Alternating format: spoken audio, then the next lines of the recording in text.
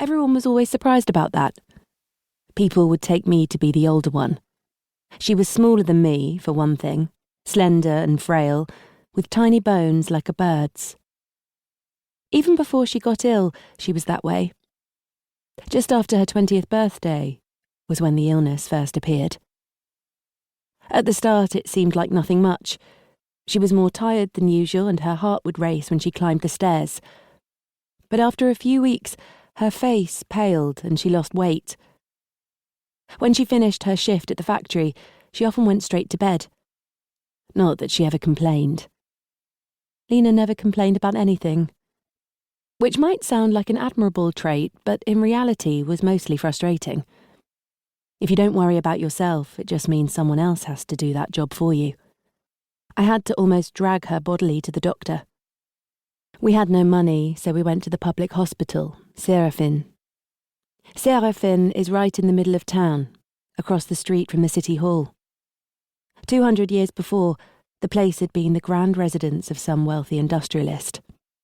It was a long building of red brick, with a row of mullioned windows running along the front. As you came around the curving drive, the two wings of the building unfurled themselves in front of you in a perfectly choreographed sweep. But when you got closer, you could tell that the place had seen better days. There were tiles missing from the roof, and the far wing of the building seemed to be sinking into the ground. The brickwork had long, dark cracks running up and down it, and the awnings over the windows were sagging and broken. The waiting room was a draughty hall that echoed with fits of coughing and the cries of small children.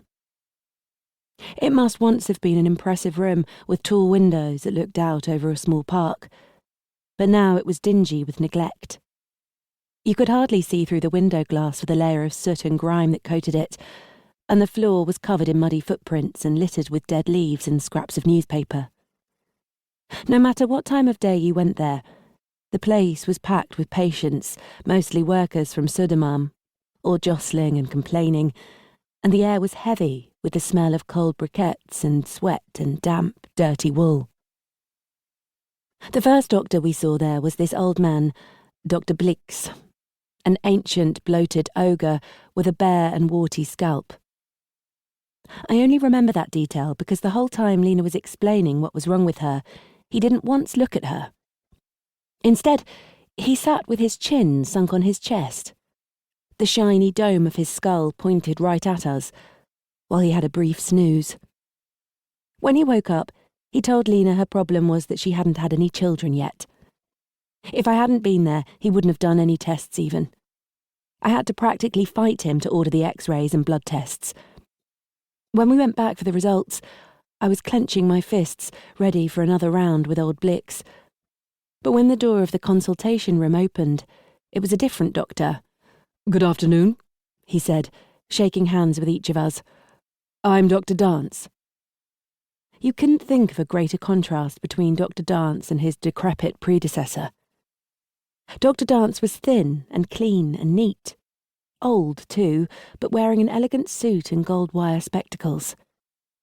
He had a white triangular beard and bright eyes that darted sharply from Lina to me and back.